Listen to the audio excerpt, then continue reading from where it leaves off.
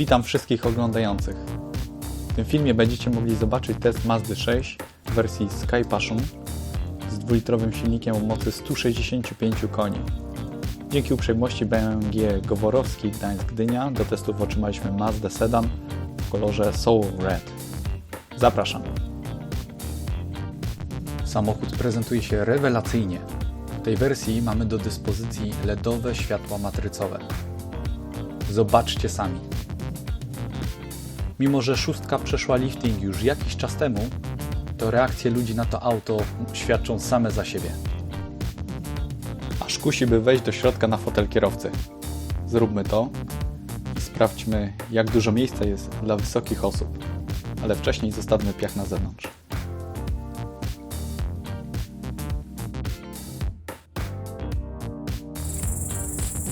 A więc jako osoba wysoka, 1,94 m, czuję się tu świetnie. Jest naprawdę komfortowo. Dodam, że jest to wersja Sky Passion, czyli ma skórę perforowaną z wentylacją. A jeśli chodzi o przestrzeń dla mnie, to zobaczcie, nie ma żadnych problemów, ale mam jeszcze możliwość regulacji i cofnięcia się do tyłu. A teraz to jest luksus. A osoba z tyłu jeszcze się zmieści. Najlepiej, gdyby to była osoba niższa, ale wystarczy tylko przechylić oparcie, by udostępnić więcej miejsca dla nóg. Dodatkowo w tej wersji wyposażenia Sky Passion mamy ustawienia dwa tryby dla kierowcy i pasażera, którzy od czasu do czasu zmieniając się mogą po prostu wybrać swój tryb, a reszta rodziny po prostu ustawia sobie w łatwy sposób swoją konfigurację. A teraz zobaczmy, ile miejsca jest z tyłu, jeśli kierowcą jest ktoś równie wysoki jak ja, czyli ma 1,94 m.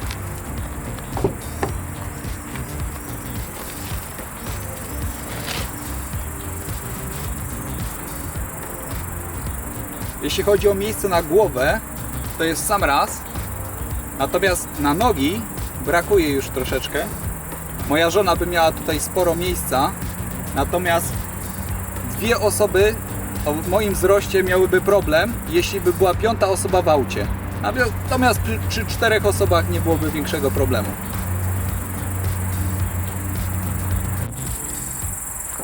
A tutaj mamy teraz światła LEDowe, które w wersji Sky Passion są matrycowe. Światła te, w przeciwieństwie do Full LED, które są w niższej opcji, mają dodatkową możliwość sterowania wiązką światła przez wyłączanie poszczególnych pól matrycy. Moim zdaniem są to światła dużo ładniejsze od świateł Arteona i innych z grupy Volkswagena. Są mniej kanciaste, przepiękne. Można też powiedzieć coś o kolorze. Jest to Soul Red, ale tak naprawdę mieni się również kolorem bordowym. Zawdzięcza to dwóm technikom zastosowanym w tym lakierze. Jest to płatek aluminium, który odbija światła, ale także płatki, które pochłaniają światło. Dzięki temu w różnych kolorach, w różnym oświetleniu potrafi mienić się od czerwonego do bordowego. W tej wersji, która kosztuje około 140 000 złotych, Mazda daje całkiem spore alufelgi w rozmiarze 19 cali, a na przednim zderzaku znajdziemy ciekawe, chromowane wykończenia u dołu, które podkreślają niebanalny wygląd auta.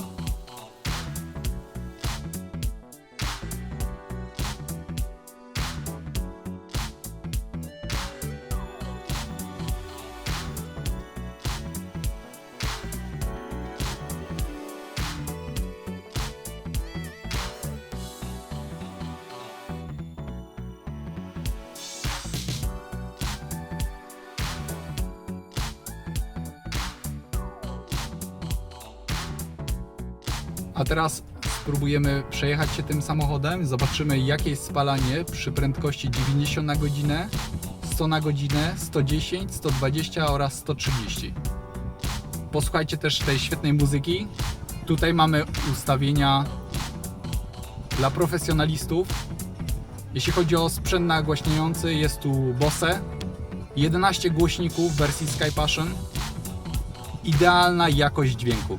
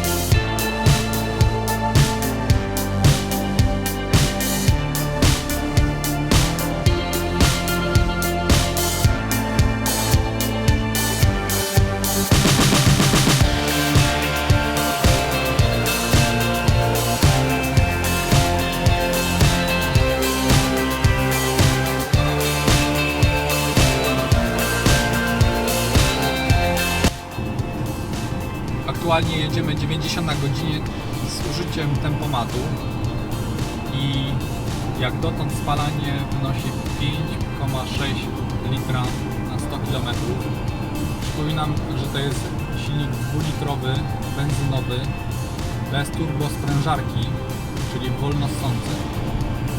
Taki wynik udało się osiągnąć Passatem 1.4 TSI, a różnica w Passacie było 122 konie, a tutaj jest 165 koni.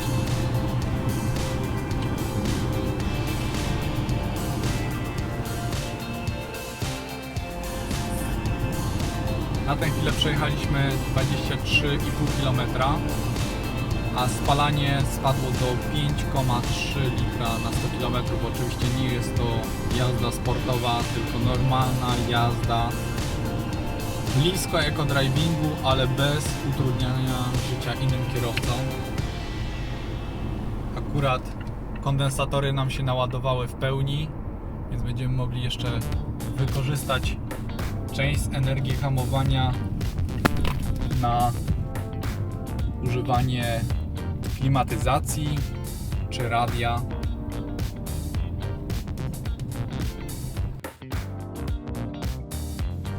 Teraz możecie zobaczyć, jak dobrze w nocy rozświetlają drogę matrycowe światła LED, gdzie wiązka światła podąża w kierunku skrętu.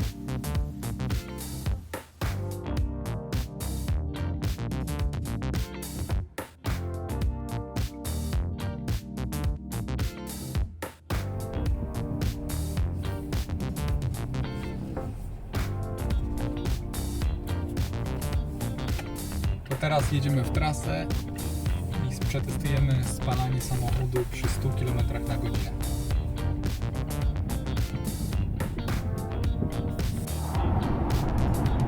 Jedziemy teraz trasą S7, mamy w miarę pustą drogę i po 16,5 km średnie spalanie to 4,5 litra, a jedziemy teraz ze stałą prędkością na tempomacie 100 na godzinę.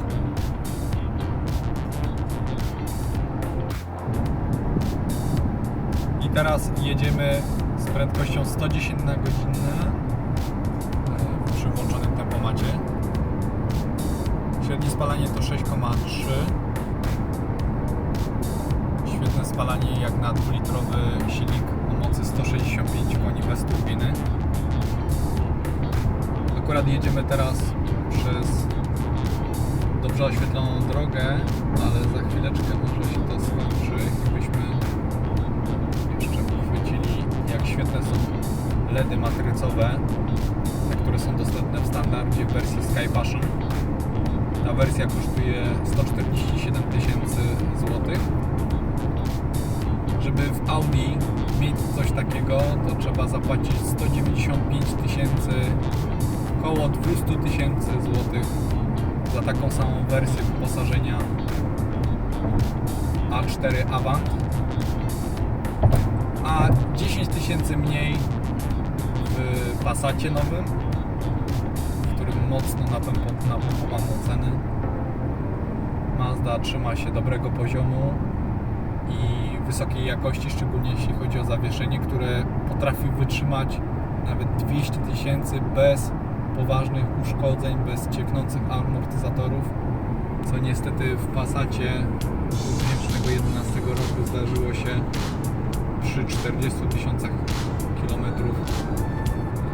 Audi po 70 tysiącach nie było większych problemów, a jednak trzeba było dopłacić 20-30% więcej niż to było w Volkswagenie. A teraz ładnie oświetlona droga, LEDy są piękne, można porównać je, a nawet bym powiedział, że są lepsze od tych, które były w Audi z 2016 roku. Wcześniejszy nasz samochód to Audi e-tron A3, wersja hybrydy podłączonej do gniazdka. Więc jedziemy dalej, mamy 15 km przejechane, dalej 6,3 litra na 100 km, no więc świetne spalanie. A teraz jedziemy 120 km na godzinę od 21 km. Średnie spalanie to 6,4 litra na 100 km. To jest lepsze spalanie niż w Passacie 1.4 TSI, lepsze spalanie niż w hybrydzie plug-in Audi A3 e-tron, w którym jeździliśmy jednym 4 lata, drugim 3 lata, więc mamy pewne porównanie w realnych warunkach. Nie szarżowaliśmy na trasie, po prostu włączyliśmy tempomat i jedziemy sobie na tempomacie 120 na godzinę. Tylko i wyłącznie tą prędkością i zmierzyliśmy odcinek na płaskiej drodze ze wzniesieniami, z zjazdami 22,6 km. Jest to trasa z Gdańska do Warszawy, więc tutaj nie ma dużego zjazdu jak na przykład w trasie z Zakopanego do Krakowa. Nie ma wielkiego wiatru dzisiaj, więc nie mamy tutaj jakiejś wielkiej przewagi dzięki wiatrowi.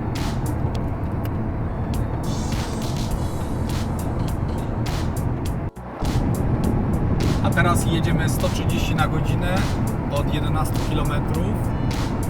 Spalanie 7,1. Jedziemy lekko pod górkę i mamy według wskazania 7 litrów aktualnego zużycia. Więc znów świetne spalanie i świetna konstrukcja silnika, małe opory wewnątrz sprawiają, że naprawdę jest to udana wersja. A to wnętrze nocą. Świetnie oświetlone. Za kilkaset złotych możemy mieć białe oświetlenie LED wnętrza, ale to już kwestia gustu. Żółty kolor mniej męczy oczy. W Audi je mieliśmy, ale bez szału. Za to listwy progowe dla mnie bomba. A co do wygłuszenia wnętrza, to przy 130 km na godzinę nie słychać szumu. Z włączoną muzyką można się zapomnieć, że jedzie się trasą szybkiego ruchu.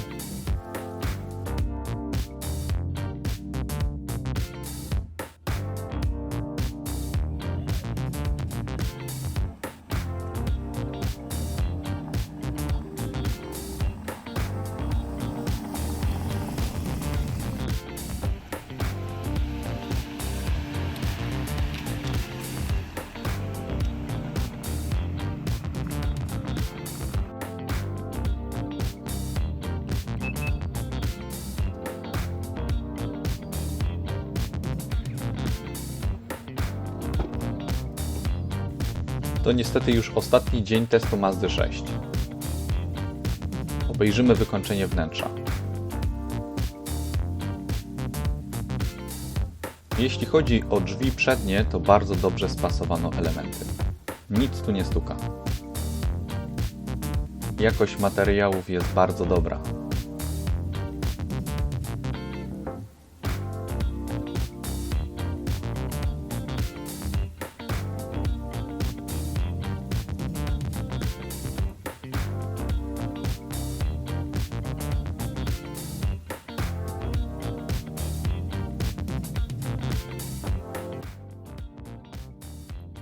Przetestujemy teraz nawigację Mazdy.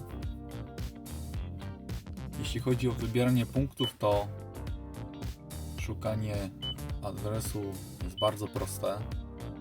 Wystarczy wpisać nazwę początkową ulicy i od razu odsiewa nam już niepotrzebne wyniki. Więc wpisanie, nawet mamy ostatni cel, ostatnią ulicę wyszukiwaną. Więc po prostu przechodzimy wtedy, ale załóżmy, że będziemy chcieli jakąś inną ulicę.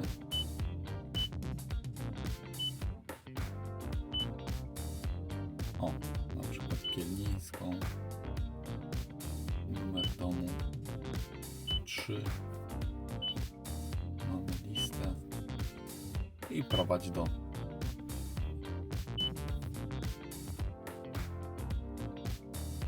Widzicie, nawigacja działa bardzo dobrze i bardzo szybko. Jest to płynne działanie, nic tutaj się nie zacina. Swoją drogą, jak miałem Audi A3 e-tron z 2016 roku, te nawi tam bardzo przycinało i nawet aktualizacje nic nie pomogły.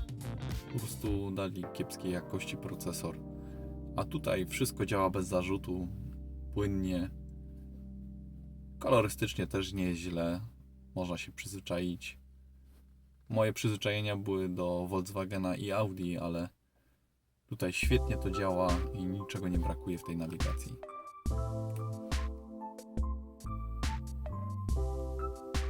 A tak wygląda panel do sterowania klimatyzacją. To jest wersja Sky Passion, która ma klimatyzowane fotele. One są też również podgrzewane. Jest podgrzewana kierownica, to tutaj. Sprawdzałem podgrzewanie foteli na najmniejszym poziomie, więc działa to w ciągu 30 sekund. Podgrzewanie to jest przyjemne w tym ustawieniu, nie piecze, więc idealnie wyważone. Mamy tutaj możliwości włączenia klimatyzacji bądź włączenia jej w trybie lekkim i rzeczywiście ten tryb lekki jest wystarczający. Wczoraj w słoneczny dzień przy 25 stopniach schłodzenie do 21 dawało przyjemne uczucie. Dodatkowo w trybie automatycznym włącza się tutaj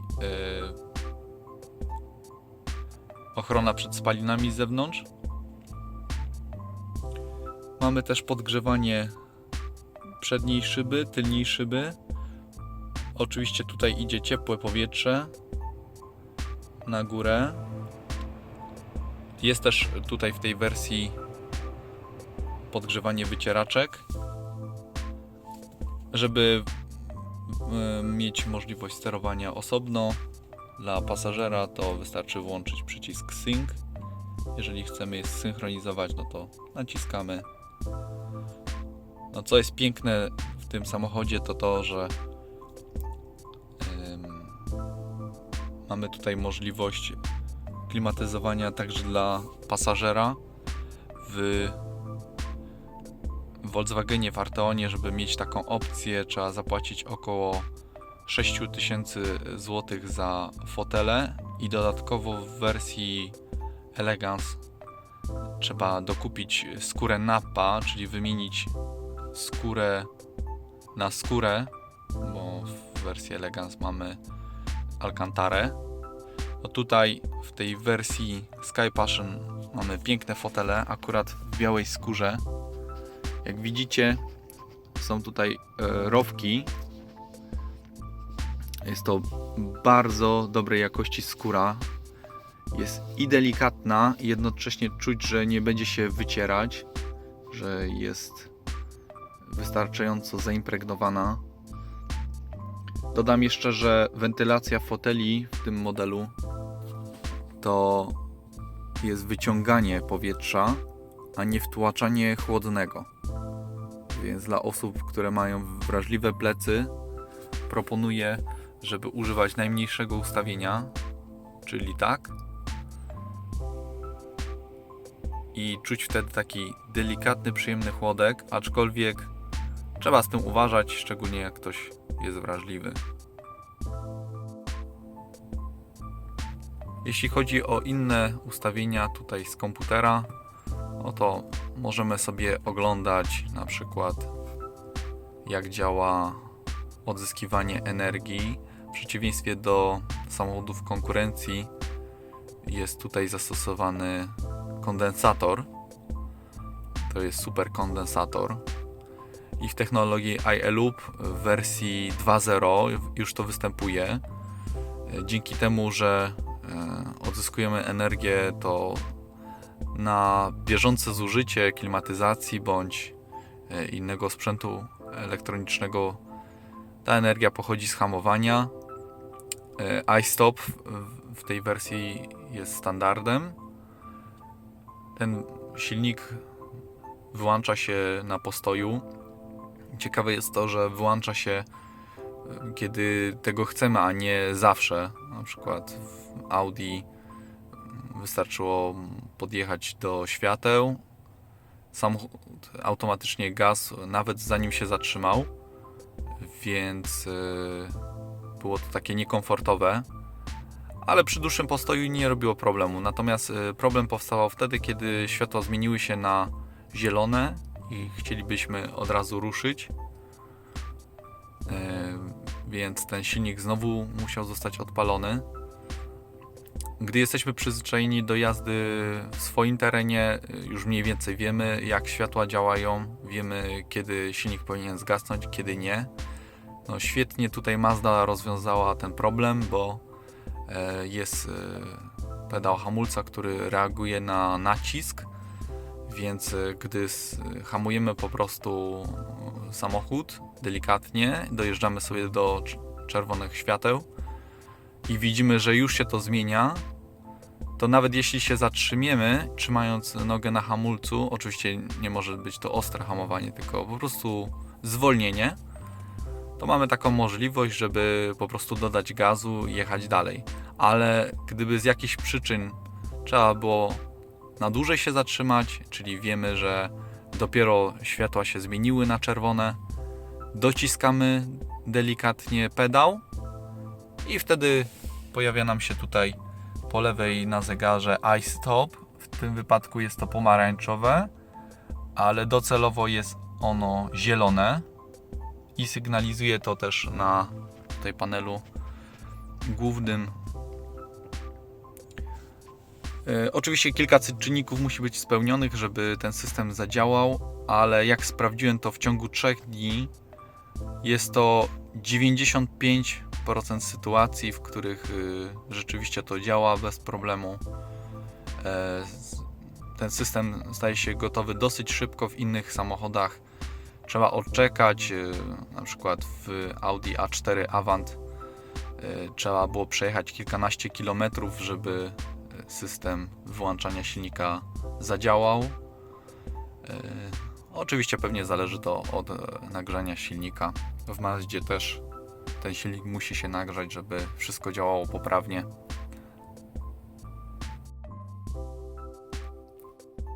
W tym aucie jest jeszcze taka ciekawostka. Ten system iLoop odzyskuje energię, gdy oczywiście w skrzyni automatycznej po prostu puszczamy gaz. Musi być to prędkość większa niż 20 km, tak zauważyłem. Jest możliwość przy mocniejszym hamowaniu odzyskiwać szybciej tą energię i wtedy tutaj pojawiają się takie dodatkowe ikonki sygnalizujące przepływ energii przez alternator, przez taką prądnicę, która odzyskuje tą energię. Gdybyśmy chcieli szybciej ją odzyskać, wystarczy docisnąć przy wyższej prędkości hamulec troszeczkę bardziej, albo wystarczy przerzucić na tryb manual, czyli skręcamy drążek w lewo, przerzucamy go na pozycję manual i wtedy odejmujemy bieg, czyli zrzucamy go, cisnąć do góry i wtedy to odzyskiwanie energii jest dużo szybsze.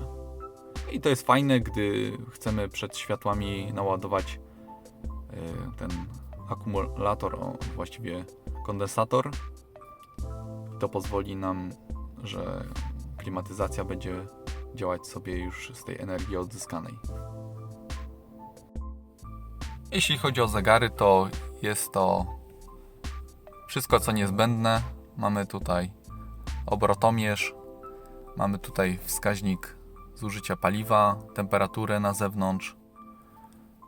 Mamy możliwość sprawdzić sobie spalanie z ostatniego okresu. Mamy dwa okresy. Pierwszy tryb A, drugi tryb B. Utrzymanie pasa. Jakieś tam informacje, zasięg lub po prostu wskazanie prędkości. Jest tutaj także wskaźnik temperatury silnika, no i poziom paliwa. Mamy też tutaj odczytywanie znaków drogowych, więc po prawej nad zasięgiem samochodu mamy ikonkę, która teraz jest pusta, ale uzupełnia się znakami prędkości. Dodatkowo jeśli chodzi o head-up display, który teraz jest niewidoczny, ale jest tutaj. Jeśli chodzi o jego czytelność, to w słoneczny dzień nie ma naprawdę problemu, żeby dostrzec tam wszystko w kolorach. Gdzie indziej są to po prostu białe linie bądź białe cyfry oznaczające prędkość. W kilku modelach spotkałem się, że nie było to czytelne tak, jakby mogło być. Trzeba było się przyglądać. A tutaj na przykład gdy samochód ostrzega nas przed kolizją, to wyskakuje czerwony alert, hamuj, albo też trzymaj kierownicę. Jest to bardzo, bardzo fajnie zrobione. Ogólnie nie lubiałem head-up displayów ze względu na to, że nie były takie czytelne. Natomiast tutaj świetnie komputer informuje o wszystkim, co się dzieje, ponieważ mamy tutaj boczne ostrzeganie przed ludźmi, gdy skręcamy na inny pas. Więc tutaj na tym wyświetlaczu pojawia się informacja. Dodatkowo tutaj w lusterku po lewej też taka jaskrawa ikona, wyświetla się, że ktoś nadjeżdża, więc porównałbym to z poprzednim naszym samochodem Audi A3 e-tron, więc działa to równie dobrze. Więc jeśli chodzi o head-up display, który jest w wersji Sky Passion i niższej też, to polecam, naprawdę jest to przydatne narzędzie, które nie rozprasza, które bardzo szybko informuje o tym, co się dzieje, szczególnie o tym, jeśli mocno przekraczamy prędkość, a nie zauważyliśmy znaku, więc będziemy bezpieczni. Świetna sprawa. Jeśli chodzi o samą kierownicę, to jest też tu wszystko, czego potrzebujemy. Jest to kierownica multimedialna, a więc możemy sobie wyciszać dźwięk. Możemy też korzystać z usługi głosowej, zmieniać radiostację, odbierać telefon, kończyć połączenie. Mamy też tu aktywny tempomat, który wytraca prędkość w zależności od tego, co się dzieje przed nami. Jest w stanie też wznowić prędkość, jeśli ruch się poprawi, przyspieszy. Żeby włączyć, to wybieramy tryb. Następnie ustawiamy, jaką chcemy mieć prędkość i tempomat nas prowadzi. Jeśli chodzi o spalanie, to różnica w spalaniu jest około niecałe pół litra z użyciem tempomatu, więc nie jest to dużo i działa to bardzo płynnie. Samochód świetnie reaguje na to, co się dzieje przed nami, obok nas. Gdy zmieniamy pas, to przyspiesza, jeśli przeszkoda jest przed nami na aktualnie zajmowanym pasie. Ale auto nie szarżuje, więc nie dodaje gazu bardzo silnie w trybie tempomatu. A jeśli chodzi o cup holdery, to są one dostosowane do wielkości. Jest to bardzo ładnie wykończone. Na dole jest gumka, więc jest to materiał antypoślizgowy. Jeśli chodzi o całą konsolę, to też jest bardzo dobrze zrobiona. Tutaj mamy bardzo pojemny schowek. Można tutaj włożyć sporo rzeczy, ale nie jest on taki duży, żeby szło to zagracić i później grzebać tutaj. Jest tu karta pamięci, 2 porty USB, wyjście audio, mini jack i 12V do dyspozycji, gdybyśmy chcieli sobie zasilić jakieś urządzenie, to jest ono już w schowku. A jeśli chodzi o tutaj pulpit, którym sterujemy, to jest to na tyle wygodne, że trzymając ręce na podłokietniku możemy sobie bez przeszkód tutaj operować. To mnie pozytywnie zaskoczyło, że trzymając rękę na drążku obrotowym można mieć wszystko pod kontrolą. Tutaj multimedia, tutaj główne menu i nawi, a także ulubione. Jedyna rzecz, do której trzeba się przyzwyczaić przesiadając z innych marek, to że auto hold, który włączamy na początku jazdy, deaktywuje się po wyłączeniu silnika i jest to tylko kwestia przyzwyczajenia. Jeśli ktoś chce, żeby samochód po opuszczeniu gazu nie ruszał mu, na przykład z czerwonych świateł, to wystarczy włączyć auto hold. Natomiast w przeciwnym wypadku będzie to sytuacja, kiedy widzimy zielone światło, puszczamy hamulec w automatycznej skrzyni biegów i samochód od razu powolutku rusza, ale nie szarpie, więc jest to takie delikatne ruszenie i żeby przyspieszyć mocniej, to wiadomo, dodajemy gazu. Jeśli chodzi o jakość, to zobaczcie sami, no nie odbiega to od innych marek. Audi miało dosyć wielkie pokrętło, podobnie wykończone. Myślę, że Mazda dawno dogoniła Audi, jeśli chodzi o wykończenie tutaj aluminiowymi detalami. No, wygląda to całkiem przyjemnie, jeśli chodzi o ten tak zwany klik. To też jest przyjemny. Ten joystick działa w 4 kierunkach. Poza tym jest obrotowy. Jedyne, czego zabrakło, to wpisywania tutaj różnych rzeczy, co akurat mieliśmy w Audi, ale to oczywiście bajerek dla kogoś, kto potrzebuje pisać sobie i szybko wpisać adres, ale równie dobrze można to załatwić obsługą głosową. Jest tu też tryb sport, który tak naprawdę działa w ten sposób, że auto dłużej trzyma na niższym biegu, więc nie ma tutaj dodatkowych koni, po prostu jest późniejsze wrzucenie wyższego biegu, ale to tylko w trybie sportowym, można poszaleć sobie, natomiast przy normalnej jeździe wystarczy to, co mamy.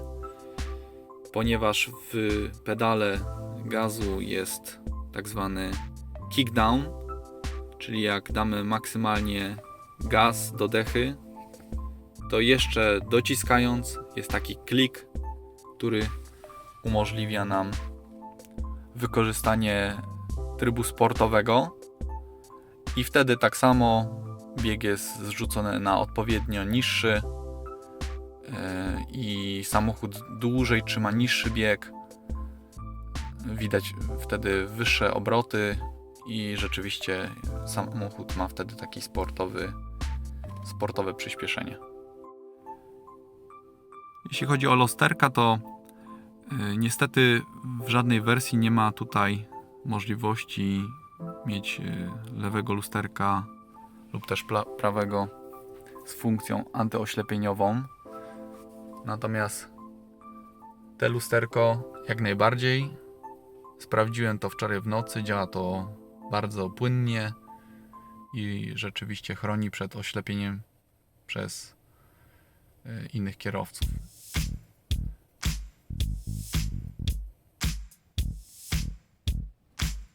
A co do kierunkowskazów, to posłuchajcie, jaki jest klik tutaj w kierunkowskazie. Też przyjemny. Taki fajny klik. Nie jest denerwujący. Fajnie się tego słucha, więc można się przyzwyczaić fajnie szybko.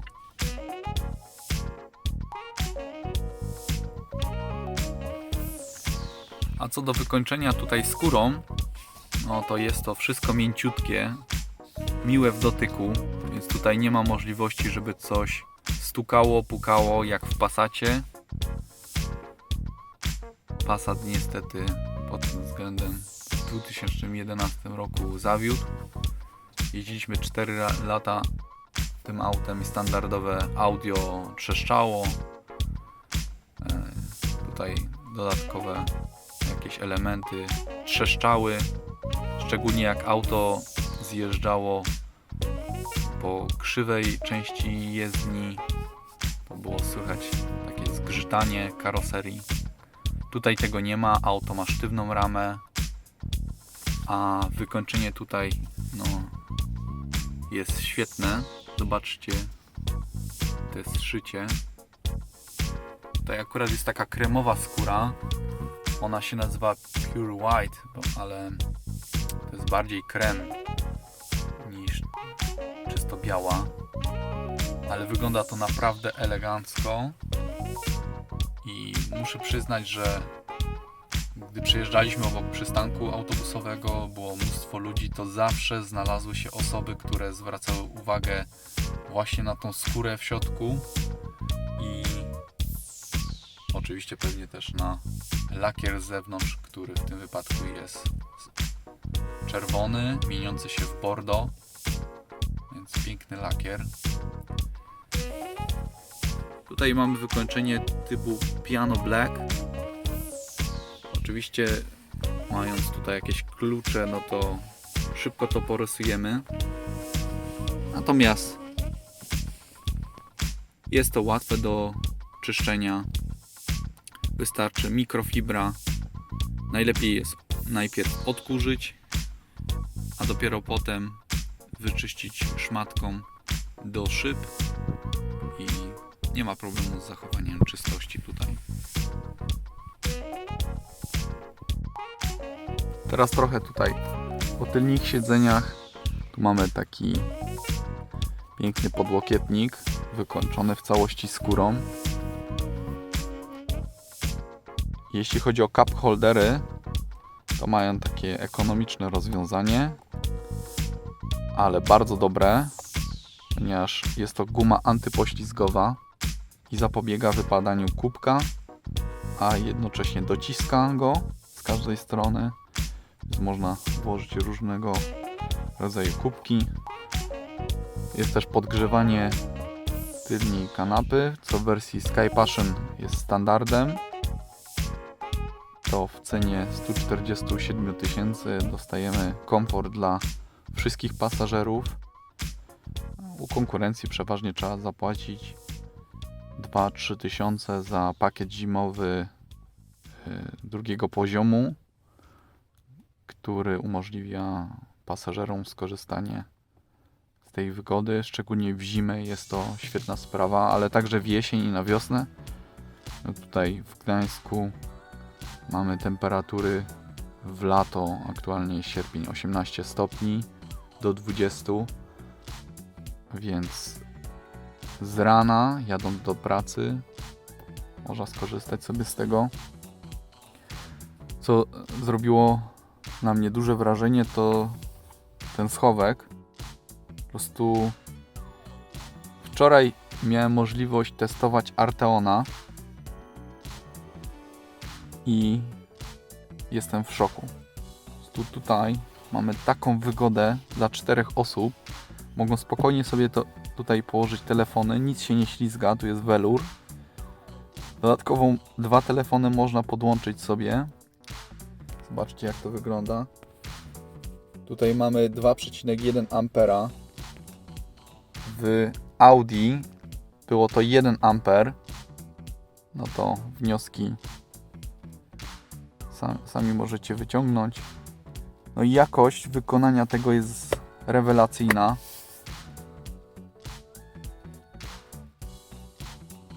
Porównałbym to z BMW 5 serii.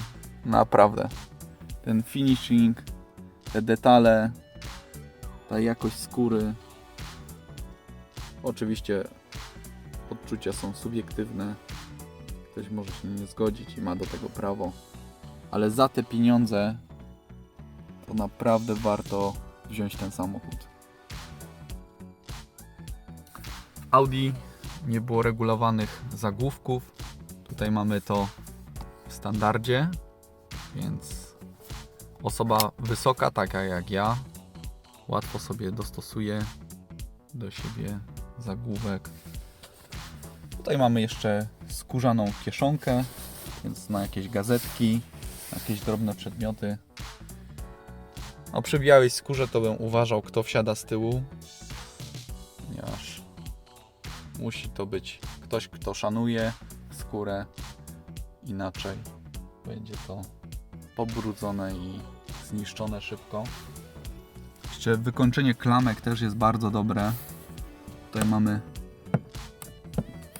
coś a la plastik pokryty metalem bądź no, chyba aluminium to nie jest, ale też jest ładnie wykończone. Nic tutaj po dłuższym czasie nie odpada, nie odpryskuje. Tutaj też mamy czarne wykończenie, więc świetnie się to prezentuje. Można coś wrzucić sobie, jest taka mini mata antypoślizgowa. Sterowanie szybą. Tylnie szyby w wersji Sky Passion są przyciemniane, więc daje to komfort osobom, które są z tyłu. A jeśli chodzi o przestrzeń z przodu, to wysokie osoby mogą naprawdę inwestować w sedana. Kombi ma nieco mniej miejsca, a jest to związane z tym, że projektanci Mazdy uznali, że kombi nie może być za długie. To sedan ma być w takiej opływowej, długiej bryle, natomiast kombi ma być troszeczkę krótsze. No i efekt tego taki jest, że tutaj jak z przodu siedzi wysoka osoba, to z tyłu osoba mająca 1,70 m nie będzie mieć żadnych problemów. Od biedy można włożyć tutaj jeszcze nogi. Jest to miękka część wklęsła, która pozwala te nogi schować. Więc gdyby tylko kierowca delikatnie posunął fotel do przodu, a w tym wypadku gdybym ja to zrobił, to przy moim wzroście tam mocno bym nie zginał nóg. Byłoby to bardzo komfortowe nadal, a tu osoba mająca 1,90 m dalej by się mieściła. Natomiast jeśli chodzi o miejsce na głowę, to w takim ustawieniu nie byłoby to komfortowe dla wysokiej osoby. Nogi trzeba by było rozszerzyć i Wtedy miejsca na głowę jest wystarczająco. Jeśli chodzi o dywaniki, to też są wysokiej jakości. Nic tutaj pod względem jakości nie umyka w stosunku do Volkswagena i Audi. A to jest potwarz dla Volkswagen Auto Group, którzy stosują w swoich autach Dynaudio. Te nagłośnienie tutaj w Mazdzie jest po prostu rewelacyjne. Wcześniej testowaliśmy Dynaudio w Arteonie. Są to głośniki niższej jakości, które są nastawione na to, żeby były basy, więc dla biznesmenów i pseudo-sportowych rajdowców jest to świetne, ale dla konesera muzyki, dla kogoś, kto słucha czegoś oprócz rąbanki, no tylko i wyłącznie Bose. Jest to 11 głośników w wersji Sky Passion. Jest to dostępne od tej wersji oraz Sky Dream. Niższe wersje nie mają tego dostępnego, a różnica to kilkanaście tysięcy złotych za skórę, fotele wentylowane, za świetne nagłośnienie, więc za te pieniądze naprawdę warto przejść na wyższą wersję. Jedyne, co bym jeszcze tutaj dodał w następnym liftingu, to są światła standardowe zmienione na LEDowe. Tutaj mamy standard. Działa to płynnie, bez problemu, ale jeśli chodzi o technologię, no to takie lampki szybciej się zużywają, a LEDowe lampki potrafią wytrzymać przez całą żywotność samochodu. 4 lata używania i wtedy nie ma żadnego problemu. Nie wiem, jak jest tutaj, ale to taki drobny szczegół. Jeszcze a propos wykończenia, to zobaczcie, jak tutaj projektanci Mazdy świetnie pomyśleli o wykończeniu. No jeszcze z czymś takim się nie spotkałem w Volkswagenie i Audi, ale może to przeoczyłem. Więc spasowanie elementów, ten szef, no jest to piękna sprawa. No wygląda to pięknie i możemy też zamontować foteliki dla dziecka, więc naprawdę wykończenie dla pasażerów z tyłu. Zobaczcie tą jakość.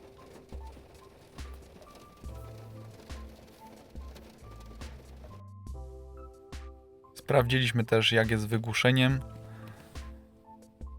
Podróżowaliśmy wczoraj z prędkością 130 na godzinę, więc taka optymalna prędkość, która daje pewne wrażenie. Więc wygłuszenie w Mazdzie jest bardzo dobre. Nie słychać hałasów, oporów powietrza. Tutaj wykończenie wszystkich elementów jest mięciutkie, przyjemne.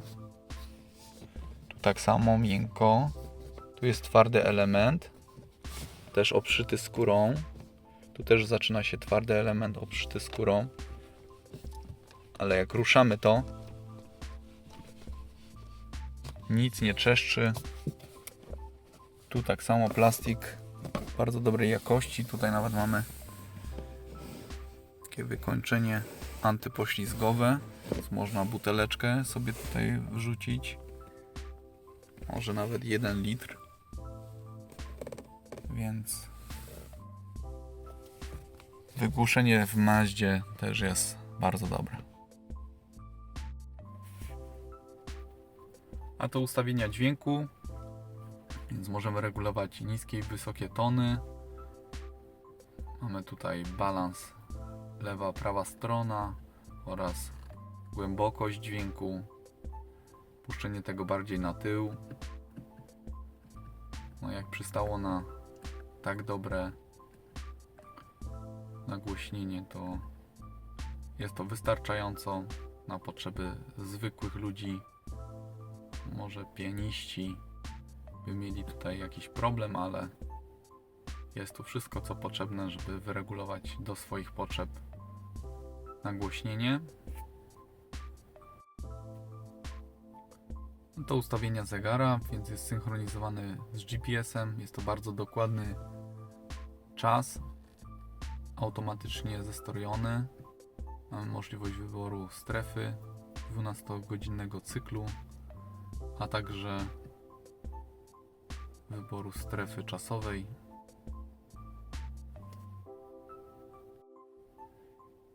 Inne ustawienia w pojeździe to czujnik deszczu, który można deaktywować. Jeśli chodzi o zamki drzwi, to mamy też tu sporo opcji. Na przykład tutaj jest ciekawostka, w jaki sposób mają się blokować zamki drzwi. Zablokuj podczas jazdy, odblokuj podczas postoju. Chodzi tutaj o pasażerów, więc też można dostosować to fajnie do siebie.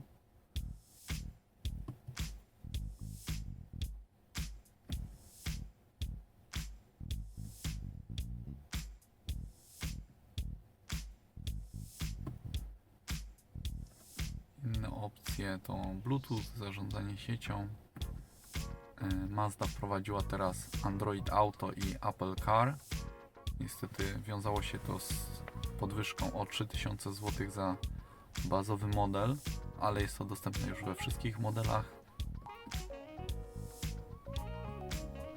Oprócz tych, które zostały wyprodukowane we wcześniejszej części roku 2019 roku, czyli dostępne od ręki, mogą być jeszcze tańsze.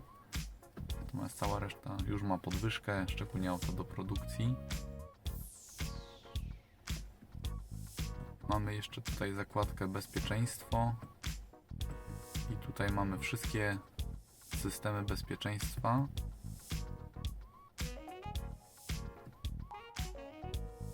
Można wyłączyć taki system lub dostosować go do siebie.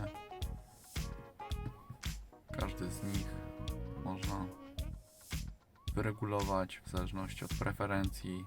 Na przykład jeśli wolimy, żeby na tempomacie samochód dojechał bliżej do samochodu poprzedzającego go, nie robił dużego dystansu, nie zwalniał za szybko, to można sobie to też ustawić. Tutaj mamy ostrzeganie w martwym polu samochodu, trzymanie linii i tutaj sposób reakcji, czy kierownica ma odbić nam od razu, czy troszeczkę później, czy same wibracje wystarczą, żeby nas skorygować. Dodatkowo na head-up displayu jest komunikat o przekroczeniu linii, pokazuje, którą linię przekroczyliśmy, więc też bardzo fajnie. Dodatkowo powiem, że naciskanie tych guziczków jest bardzo przyjemne.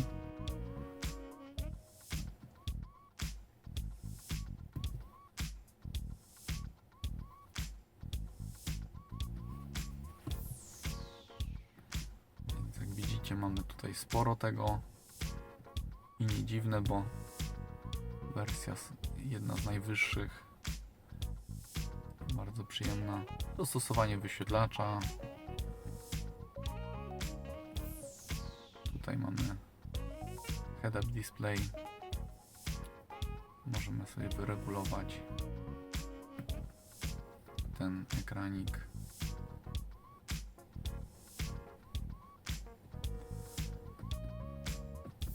I tutaj jeśli chodzi o przerzucanie trybów, to działa to stosunkowo szybko. Nie jest to może smartfon, gdzie wszystko jest w milisekundach, ale nie czuć tego opóźnienia.